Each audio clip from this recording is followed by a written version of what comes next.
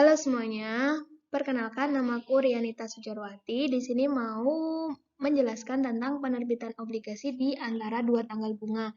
Nah, kalau di video yang sebelumnya tentang penerapan time value of money di bonds payable itu ketika tanggal penjualan sama dengan tanggal penerbitan ya. Jadi dia dijualnya 1 Januari, kemudian diterbitkannya juga di tanggal yang sama. Nah, kalau yang ini itu yang biasanya keluar di soal-soal ujian.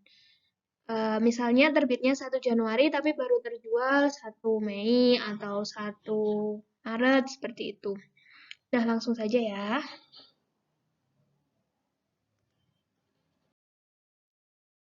Nah, langsung ke contohnya aja. Ini kakak ambil dari bukunya Pak Lutfi dan Pak Altaf. Jadi, ini ada kata-kata nyambung sebelumnya. Intinya PT Semangat Juang itu punya obligasi tanggalnya 1 Januari 2016, kemudian face value-nya 500 juta.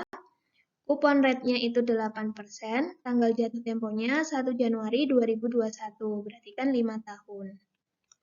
Nah, bunga itu dibayar setiap 1 Juli dan juga 1 Januari, berarti di sini semi-annually. Kemudian bunga efektifnya itu 6%, dijual 1 Mei 2016, jadi bukan 1 Januari tapi 1 Mei. Nah, gimana? Ada beberapa cara. Yang pertama dulu adalah cara modifikasi N. Nah, seharusnya kalau 5 tahun dan semi-annually, kan N-nya 10 ya. Tapi di sini bukan 10, tapi 9,333 atau 91/3. Nah, kenapa ini? Karena kita menghitungnya itu dari penjualan, tanggal penjualan 1 Mei 2016 sampai dengan jatuh temponya, yaitu 1 Januari 2021. Nah, kalau kita bikin kan timeline-nya seperti ini. 1 Januari 2016, kemudian 1 Mei 2016, kemudian 1 Januari 2021. Nah, harusnya ini tuh 10 ya N-nya. N-nya tuh 10, tapi enggak. Cuma kita carinya dari 1 Mei sampai dengan 1 Januari 2021 aja. Nah, ini berapa? Nah, caranya kita bantu aja dengan tanggal pembayaran bunga selanjutnya, 1 Juli 2016. Nah, kita bagi 2 aja nih 10-nya. Jadi, dari 1 Juli ke 1 Januari 2021 itu kan N-nya 9 nih. Dari 1 Januari ke 1 Juli itu N-nya 1 atau 6 bulan. Nah, tapi kita cuma mau nyari dari 1 Mei ke 1 Juli, berarti kan 2 bulan aja nih. Karena Mei-nya kan berarti full, Juninya juga full. Kalau 1 Juli kan baru tanggal 1 doang, nggak usah dihitung, jadi cuma 2 bulan aja.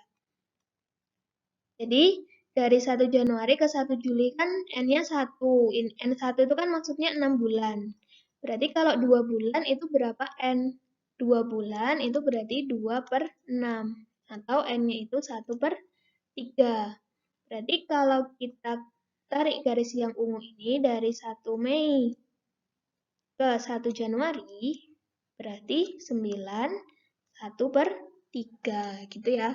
Patokannya dari penjualan sampai dengan jatuh tempo.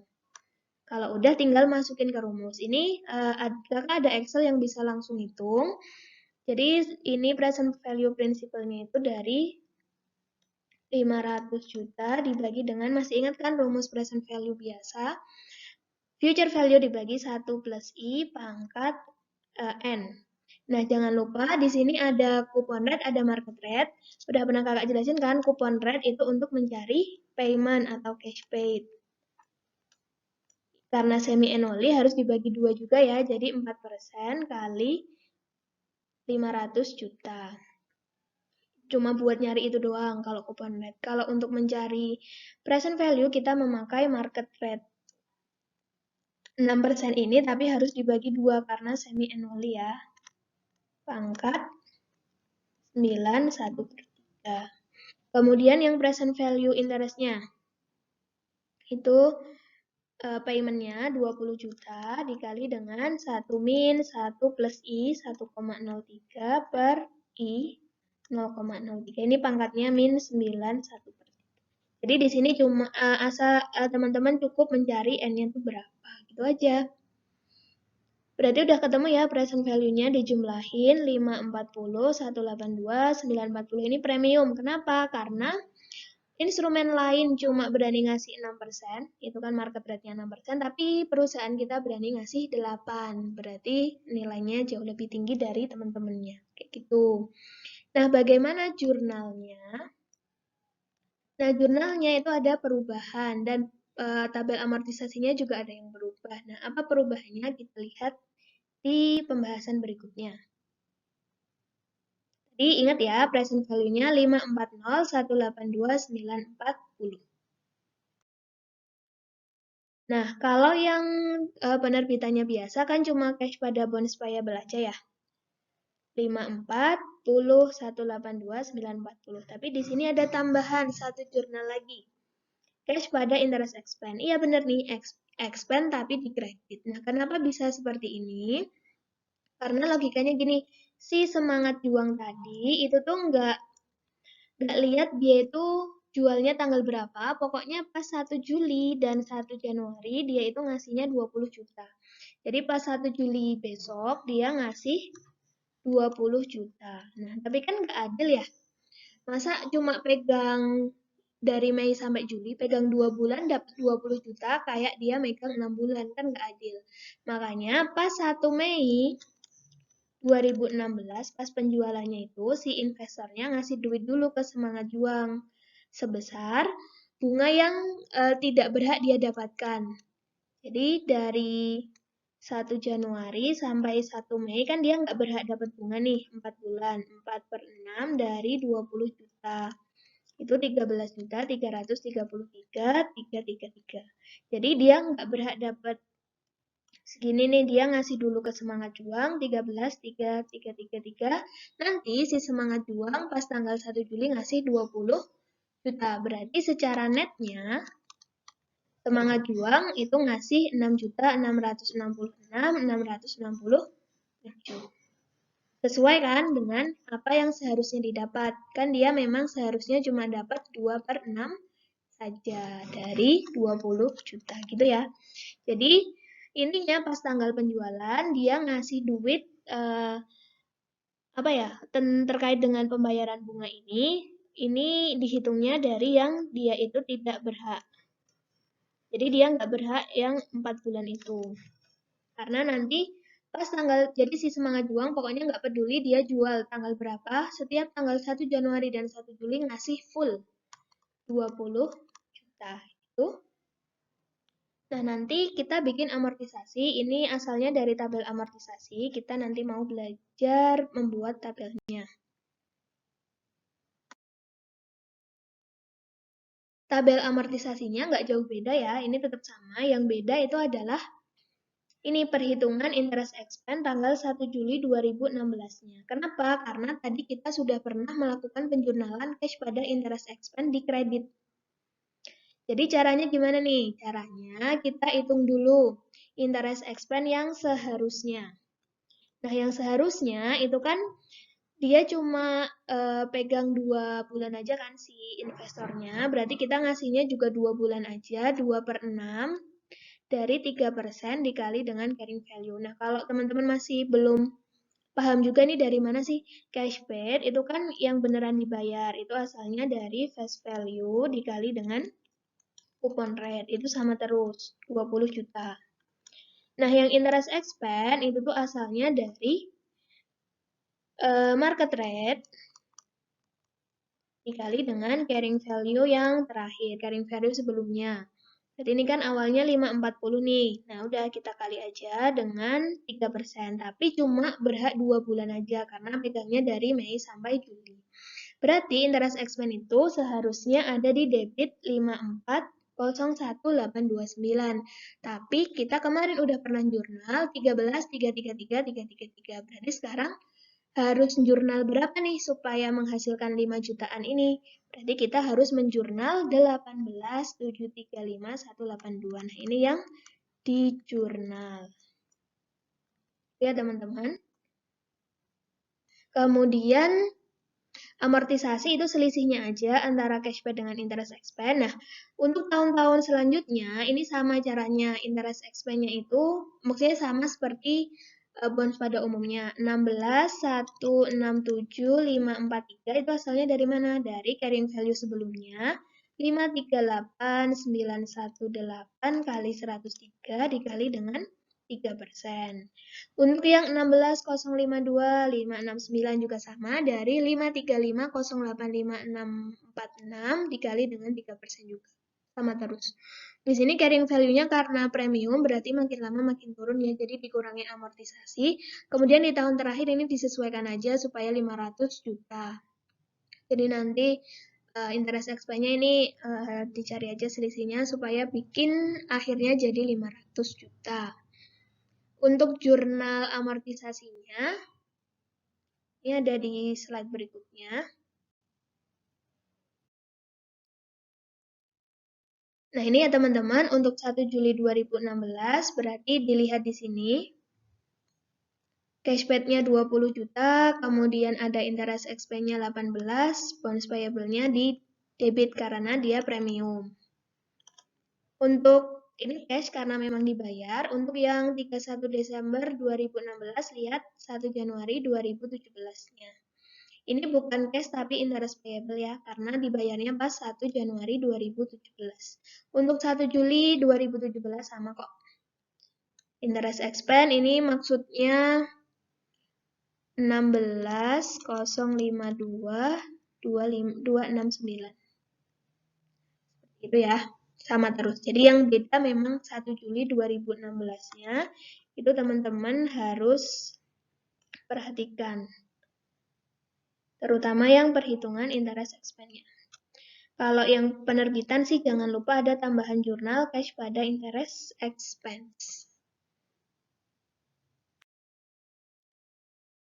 Nah, di sini ada cara alternatif untuk menghitung present value 1 Mei 2016. Di sini caranya kita hitung dulu present value 1 Januari 2016. Berarti pakainya N-nya full ya, 10. Ini di Excel kakak udah langsung otomatis ketemu present value bonds-nya 542.651.014. Nah, ini present value 1 Januari 2016. Padahal kita pengen tahu present value 1 Mei 2016. Jadi di antara ini ya, di antara dua tanggal ini. Berarti nilainya pasti di antara 542.51054 dan 538.930.545. Kita pakai konsep kesebandingan aja. Jadi kita bikin timeline-nya.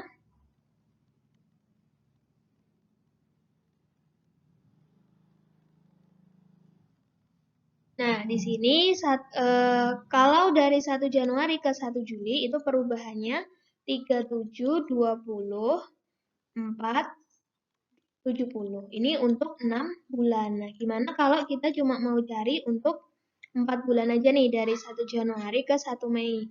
Berarti harusnya itu dikurangi 4/6 kali 37,20,4,70. Jadi kalau dari 1 Januari ke 1 Juli itu 6 bulan, 3720. Nah, gimana kalau dari 1 Januari sampai 1 Mei aja, 4 bulan aja. Berarti 4/6 kali 3720, 470. Itu 2480,313. Jadi langkah selanjutnya tinggal dikurang karena ini diskon. Karena ini premium. Kalau misal dia diskon, berarti 2480,313-nya itu harus ditambah. Jadi tergantung premium atau diskonnya.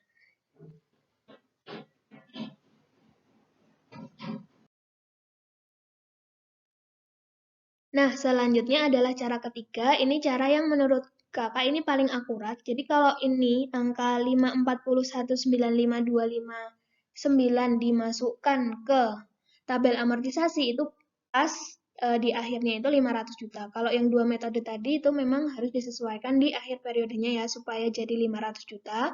Tapi kalau yang ini itu beneran jadi 500 juta. Nah, ini caranya gimana? Kalau cara yang kedua tadi kan cari present value 1 Januari 2016.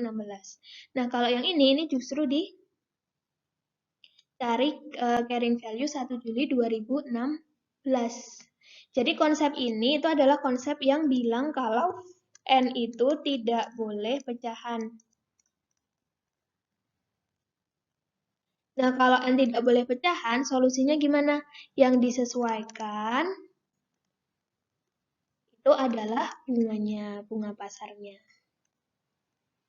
Nah, ini langkahnya. Cari carrying value 1 Juli 2016, berarti N-nya cari yang 9. Ini kalau di Excel udah otomatis ada present value post-nya 538. Nah, kemudian teman-teman tambahkan dengan pembayaran bunganya. Pembayaran bunga yang seharusnya didapat. Jadi yang dari 1 Mei sampai 1 Juli, 2 bulan ya. Jadi kan kita mau mencari, mempresent value-kan dua hal ini nih. Jadi yang pertama carrying value 1 Juli sama pembayaran bunganya. Itu kita jumlahin. Jadi meskipun diskon ataupun premium ini sama-sama dijumlah ya, tetap dijumlah dengan bunga yang seharusnya didapat. Kalau sudah, baru di present value-kan lagi. Kan tadi present value-nya kan belum selesai karena baru per 1 Juli. Sekarang mau kita present value-kan per 1 Mei. Tapi tadi konsepnya N-nya itu tidak boleh pecahan. Berarti di sini kalau kita lihat rumusnya, kan present value itu future value dibagi 1 plus I pangkat N.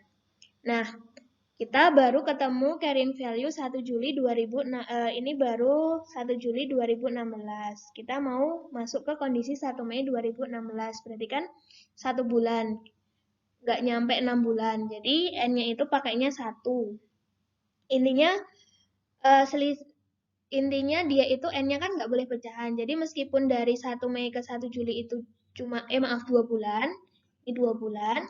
Itu tetap N-nya itu 1. Jadi nggak boleh 2 per 6. Karena ini konsepnya N itu tidak boleh pecahan. Nah, yang disesuaikan apa? Yang disesuaikan itu bunga pasarnya untuk melakukan present value. Jadi, future value-nya kondisi 1 Juli itu kan 545, 597, 211 nih.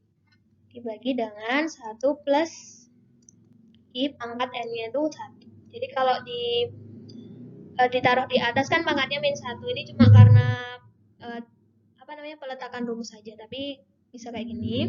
Nah, yang disesuaikan adalah I-nya. I-nya itu 3% kan tadi untuk 6 bulan. Ya kan? Berarti kalau cuma 2 bulan, I-nya berapa?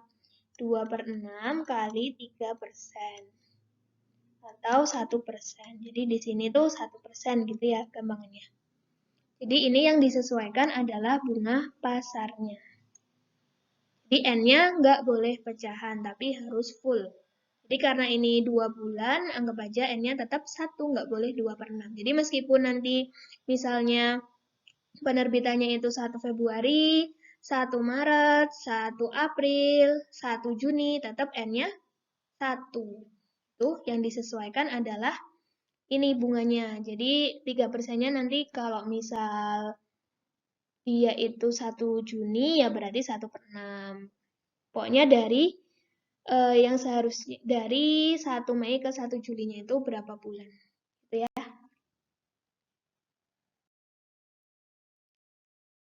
Nah, kemudian sekarang lanjut ke pelunasan. Nah, sebenarnya pelunasan, kalau pelunasan pas jatuh tempo gampang sih. Jadi tinggal bonds payable pada cash doang 500 juta gitu kan. Tapi di sini beberapa kasus itu pelunasannya sebelum jatuh tempo. Gimana nih? Kadang juga pelunasannya itu pas tanggal jatuh temponya ini, pas tanggal pembayaran bunga. Jadi langsung lihat carrying value-nya. Misalnya pelunasan 1 Juli 2018. Berarti ya udah bonds payable 522,884,532, kemudian kreditnya cash. Berapa nanti selisihnya ada gain atau loss on extinguishment. Tapi di sini kakak mau jelasin ketika kasusnya itu nilai carrying value-nya nggak ada di tabel nih. Misalnya tanggal 1 September. Nah, gimana tuh? Yang ada itu kan cuma 1 Juli sama 1 Januari. Nah, kita mau cari 1 September. Berarti ada di tengah-tengahnya ya. Berarti pasti nilainya antara 531 dan 527. Nah, caranya gimana? Caranya mirip ketika mencari present value dengan metode yang kedua. Tapi sebelumnya nanti kita harus itu dulu. Nggak cuma menjurnal bonds payable pada cash, tapi harus mencatat pembayaran bunga per tanggal itu. Nah, contohnya. Nih, kita cari dulu carrying value 1 September itu berapa. Tadi ya, untuk selisih 6 bulan ini, itu kan dia nambah amortisasinya itu berkurang, bentar ya, coba aku hitung. Nah, dari 1 Juli ke 1 Januari 2018 itu dia berkurang 4065,854. Nah, tapi kita kan selisihnya nggak 6 bulan kan, cuma dari 1 Juli sampai 1 September. Berarti kan 2 bulan nih. Berarti kalau 6 bulan itu 4 juta, kalau cuma 2 bulan berapa? Berarti pakai kesebandingan aja. 2 per 6 kali 4 juta, 65,854. Ini udah ada di Excel. Itu 1355285. Nah, ini kan kasusnya premium ya, berarti nanti dikurangi. Kalau misal kasusnya itu diskon, berarti nanti ditambah gitu ya. Berarti udah nemu ini 1355285. Kita juga harus bikin amortisasi per tanggal itu untuk 2 bulan itu. Jadi ini nambah dulu 1355285. Bondsnya berkurang dulu 1355285. Pembayaran bunganya juga ya, kan 2 bulan. Kita tetap bayar bunga. 2 per 6 dari 20 juta. Berarti interest expense-nya juga sama, 2 per 6 dari ini. Oh, ini 2 per 6 dari 15, 9, 34,146. Karena bunga di sini, interest expense di sini itu untuk 6 bulan. Padahal kita cuma 2 bulan aja. Itu caranya. Kalau sudah, nah, pembayaran bunga itu teman-teman lihat exclude atau include pembayaran bunga ya. Jadi kan di sini bayarnya itu 530 juta, belum termasuk pembayaran bunga. Jadi dia full di sini, 530 juta di sini. Jadi ada loss on extinguishment. Kenapa? Karena kita ada bonds 529 juta, kita disuruh lunasin 530. Berarti kita rugi. Nah, kasus yang kedua itu sama, cuma dia include pembayaran bunga. Coba ya. Langkahnya sama, kita amortisasi dulu sampai tanggal lunasan. Jadi, ini itu dikali dengan 2 per 6 semua ya. Kemudian berarti bonus payable-nya nilainya udah jadi 529,782,931 di antara ini. Salah, di antara ini. Di antara ini ya. Di antara dua ini. Nah, di sini kasusnya itu 530 buat bayar bunga sekaligus bayar bonusnya. Berarti 530 itu buat buat bayar bunganya dulu 666,667 baru sisanya buat bayar pelunasan gitu ya. Berarti hasil dua ini itu adalah 530 juta yang merah-merah ini. Berarti justru gain karena bonus payable-nya 529 tapi kita cuma disuruh bayar 523 seperti itu.